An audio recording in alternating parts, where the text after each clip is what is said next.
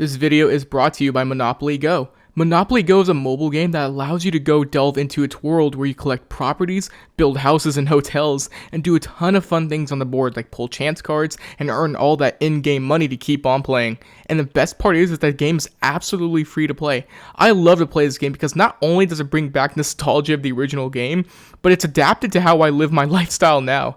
I like to be fast-paced, so playing this game on the go is perfect for that. There's a lot of different pieces you can choose from. I choose the hat because that's the piece I always went with as a kid, so if it ain't broke, don't fix it. Like I said, there's a ton of things you can do in the game, such as going on a tour in famous city-themed boards like New York, London, or Paris. It's really fun to just roll the dice, which is really fast by the way, allowing you to play mini-games, collect stickers, and so much more, like even playing in tournaments. Me personally, I love to play when I'm taking a break from making videos. It just helps to pass the time and it's really fun. Tap my link and download Monopoly Go for free now. You won't be disappointed, especially since it's free. Once again, make sure to tap my link provided, and thanks to Monopoly Go for sponsoring this video. Let's keep going. What's up? Spider-Man 2 is legit right around the corner. I haven't been this excited for superhero games since honestly the original Insomniac Spider-Man, which was like, 5 years ago? I know for a fact that the game is going to be super hype, so to build onto the hype, I have a character tier list here from both the original Spider-Man game and Spider-Man Miles Morales of every character from the character files list in each game. Some characters are in both like Peter and Rhino, so I didn't add them twice because that'd be really stupid. But yeah, each character won't be ordered but just grouped into what I feel fits them best on this list, with Goated being the best and Dogwater being the worst. Let's just get this list started. If you're excited about Spider-Man 2, be sure to subscribe. I'm going to be running a train on this game, and I'll be live streaming it here on my channel, so make sure you subscribe to keep up with everything. Let's get started with the first character here, Spider-Man. Spider-Man in this universe is a damn near perfect portrayal. Perfect balance of quips, knowing when to be serious, and intelligent. Peter Parker, on the other hand, is pretty much perfectly portrayed. He's kind, he's intelligent, he puts others before himself, he has financial issues, love issues, pretty much anything that's an issue, this guy has. Really great version of Peter overall. My only gripe with Spider-Man in this universe is that he feels a little weak and not as experienced at times where I feel Spider-Man 8 years into his career should be. Some things that pop up are the scenes where he saves Aunt May and Miles from the burning building or getting knocked out by Rhino at the beginning of Miles Morales. I just feel that an experienced Spider-Man should handle those situations no problem, but other than that, amazing version. Can't put him anywhere but Goated tier. Whoever thought of that white spider needs a raise, like seriously. Next on the list is Kingpin. Now this big guy I'm going to put in great tier. For an introduction to the game, he served the purpose really well. As far as his characterization goes, I think he's done well for the most part. We really just don't see enough of him, and we really don't see his brutal, violent side that he's known for. He kind of feels like a villain of the week in this game, even though they established that he's been a problem for a while in this universe, but yeah, he shouldn't feel like that. He's in great tier though, because I think he is a great rendition of the character. Could have been more though. Next is MJ. This version of her character was actually one that I wasn't really annoyed with for once. She actually had a good role in the story, and I thought the way they handled her and Peter having issues with each other was actually done pretty well. However, please, please, please, don't make us play as her again. Those sections of the game were boring as f. Every time I play as her when I'm playing through these games, I just want to bang my head on the table. They're just not as fun as playing as Spider-Man. So yeah, great tier. MJ and Spider-Man 2 though, god damn, I had to be in Goated tier. Next is Otto, before he becomes Octopus Man. Goated character. You know what's crazy? The moment they revealed him, you just know he's going to become Dr. Octopus, but the build-up is so interesting. How he goes from somebody you feel bad about to then also seeing the little cracks he shows in his personality that slowly turns him into a villain. I think it's really impressive Insomniac managed to pull all of that off pretty much flawlessly. I think he's the best villain in the game. Hands down, Goated tier. Next up is Yuri Watanabe. Now Yuri is also in Goated tier. She had an excellent dynamic with Spider-Man in this game. She was there supporting you the entire main story, so when she goes down her path into becoming Wraith for Spider-Man 2, it's gonna hit that much harder. It was a good idea to have her be the stoic person to clash with Spider-Man's more goofy personality, so Goated tier. Probably helped that the voice actors are married in real life. Next up is Officer Davis, Miles' dad. I'm going to put him in great tier. You don't see him much in the original game, but from what we saw of him there, he was shown perfectly to be that selfless, amazing cop and father. Even in his last moments, he put his life to save others. On top of that, in Miles Morales, you learn more about him since he leaves little voice recordings for Miles to find and collect, giving him more characterization, so for that, he's in great tier. Next up is Norman Osborn. I also think this dude's in Goated as well. You can really understand how much of an asshole this guy is in the game. However, you see that he cares about his son as well, as it was clearly established in the post-credit scene. I think he's perfectly portrayed here like how he's supposed to be. I just find it weird how he isn't Green Goblin yet, even with Spider-Man being 8 years into his career. I mean, I get it. I know they want to save him for like a future game or something, but it's just kind of weird to me. It's like if Batman didn't meet Joker until years down the line, you know? But still, goated rendition of the character, goated tier. Next is Shocker. Now, Shocker is a great character. Not goated because we really don't see a lot of him, but his version here was really entertaining. He acts kind of like how he does usually. Great costume, his abilities are showcased nicely. Not much to say about this chump. He's in great tier. Moving on, we have Aunt May. May is definitely goated in this game. She's selfless, just like Peter. They showcase her personality and give her a lot more screen time than I feel other versions do. And she also gets one of the most emotional moments in like superhero gaming history to me. It was really well done, I gotta say. I really don't have much else to say about her. She's a perfect rendition of the character, so goated tier. Next up we have Martin Lee, not Mr. Negative. I think he's just a good character. This is before he becomes Mr. Negative, like I said. I just feel like there wasn't much to his character that was interesting until you see his Mr. Negative side. Just seemed like your typical nice guy. Not meh tier or anything, because he did have some good sinister tones to him, but yeah, just good tier. Next up is Michael Morbius. I think he's a good character here as well. He played a pivotal part in the story, especially with Devil's Breath, but I mean, he wasn't really a standout, but he also wasn't a meh or dog water character, so I think good is fine for him. Wait until he turns into a vampire though and starts morbing all over the place, and then that's the easy goated tier. Next up we got the man, Miles Morales. Goated character, no question. Amazing story in the games. He's pretty much a main character, right? They incorporated him pretty well into his universe and established his universe pretty well with his own game. His game really gives him time to shine, and the ending of the story really made me see him in this universe as the new Spider-Man, and he has good taste in music. He's in goated tier for sure. Good thing he has his powers now so we don't have to play as him as a regular human, because if I had to do that one more time, I'm probably going to jump off a cliff. Next up is Rio Morales, Miles' mom. She's fine, just good tier. Her story in the original and Miles Morales was kind of whatever. I never particularly cared for it. I never thought she was meh or dog water or anything, but she never really stood out to me. Her emotional moments, especially when finding out Miles is Spider-Man, didn't really affect me as I thought it should have. So overall, good tier. If this was the Spider-Verse Miles Morales stuff, my god, completely different story, bro. I've never wanted to be a chair so bad in my life until this scene. Moving on, we have Silver Sable. I love Silver Sable in this game. She's been goated for sure. Her personality was awesome. She was a badass. The DLC really made her way more interesting. Seeing her trying to be all serious in front of Spider-Man who's trying to give her like high fives and stuff was really entertaining. She had a good character arc here, showing her more human side as well. Dope character, goated tier.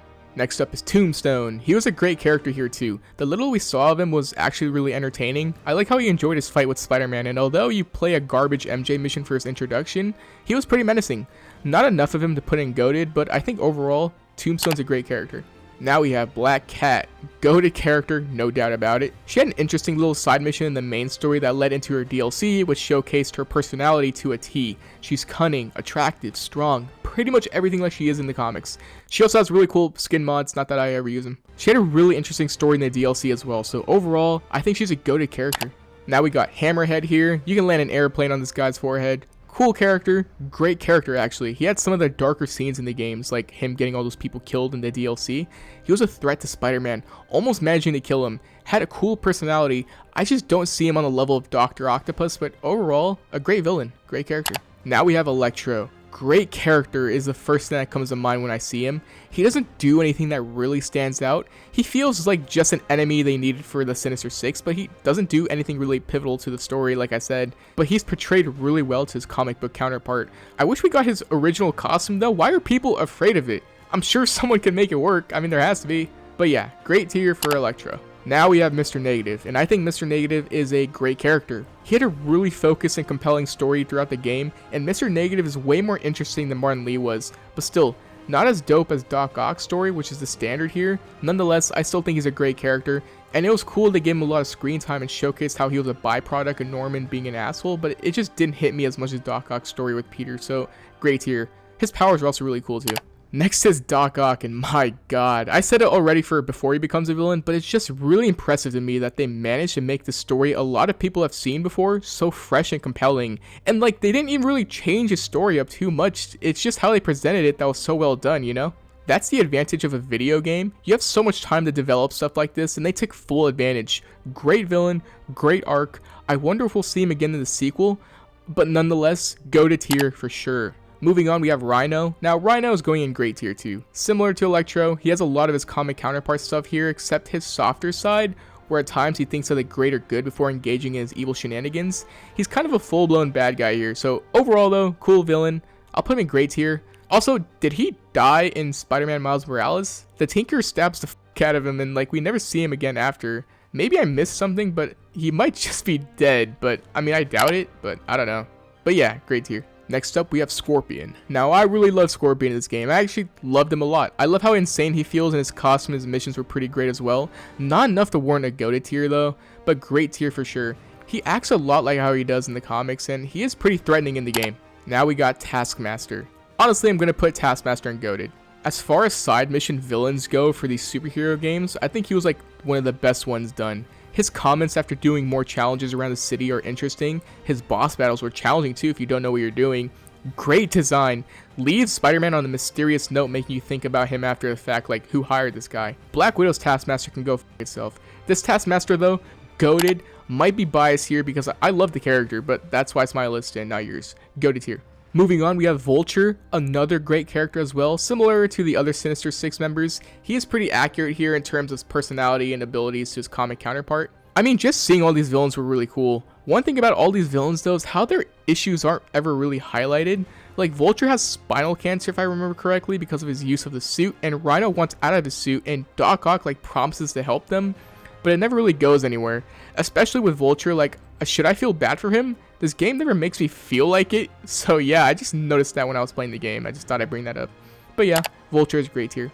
Next up, I put Harry and Dumbass Screwball here because although they aren't on the character bios list, they're characters in the game, like come on. So let's talk about Harry first. We actually learn a lot about him in these games. The little stations he places around the city shows that he's kind-hearted like Peter is. You see how crappy his situation is when you learn about him after infiltrating Norman's home, and we see him at the end of the game being engulfed by the symbiote. For not being in the game, he's in the game a lot, and they establish his character pretty well. He's a great tier because I can't put him in goated because we never really see him, but he was incorporated really well. I liked him, so great tier. Next is Screwball. I see a Screwball every day on Twitter, or I'm sorry, X, as the people that don't take showers like to call it. They did a really good job with making her annoying in this game, and if you spend time doing side missions and playing the game, then you definitely remember her and how annoying she was, which is the point. I thought she was a great character, so that's why I'm putting her. Great tier.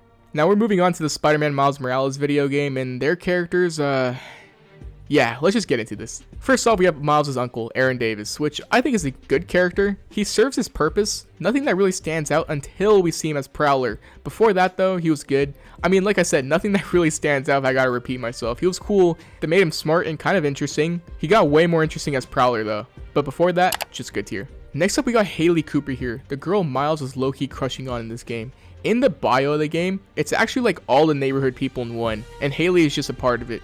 But the others weren't really worth talking about other than Haley. The others I put in good tier if you want an answer, but I wanted to talk about Haley in particular. I think she's actually a goated character.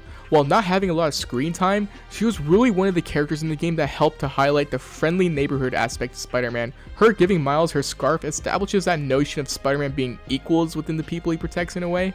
The scene was really well done too. I don't know, she just stood out to me the most out of the characters in the game, and I think she was written very well, and I think she was a goated character. Next up is Prowler. I might be biased here because I love Prowler, but I think he's in goated tier. Before him, Davis kind of felt like whatever, but once we see him in the suit, he's a lot more interesting and shows off his personality more. The costume was sick, abilities were great, his interactions with Miles and the consequences of his actions was a highlight of the game's relatively mediocre story. So overall, I do think he's in goated tier. His costume is just so sick, bro. I love it. Next up is Rick Mason, Finn's brother, and he's a good character. His sacrifice was one of the only moments in the story I kind of felt a bit of sympathy for, so there's that. But he never really does anything to make him stand out into great tier for me, so I'll put him in good tier. Moving on, we have Simon Krieger, and Simon Krieger will be the first character to go in meh tier. This was one of the weakest villains of the series so far. It takes real skill to be an over-the-top character in a comic book world, so I'll give him that, but he's still meh. He just doesn't really do anything. He never really poses a threat. There was no real stakes with him in particular. He was a very telegraphed villain. You can spot he's evil in the beginning, and there's no real twist with him either. So, yeah, just kind of meh here. Now we got Finn, and I'm going to be honest, I didn't really like Finn as a character, but I feel like meh is not a good spot for her. So I'm thinking the low end of good tier is good, but I mean, Nah, she's in med tier. Her story in this game was really obvious, and Climax felt like we've already seen it a lot of times before. It was just kind of generic. I just didn't really find her interesting, and she felt like she was just here to serve as the villain. I don't know, like, I can't really spot a particular negative aspect of her. She just overall kind of sucked for me. Not dog water tier, but med tier fits her best, I think. Now we got Genki. Great character. I actually really like Genki. He's funny, smart. He's shown to be this tech guy, which fills up that stereotypical superhero role of superheroes working with tech guys, you know? But whatever. He added a lot to the story. It was actually one of the characters I liked a lot in the game, and he was memorable for me, so great tier. Now we have the Tinker, which is Finn again. Pretty much everything I said about her applies to her alter ego here. She was kind of boring. Maybe it's because I didn't grow up with this character like how I did with the other villains like Rhino, but you know what? That's not my fault you got sidelined, Finn. Get your ass in that tier. The design is pretty cool, but I just feel like she could have been a better character or a different character.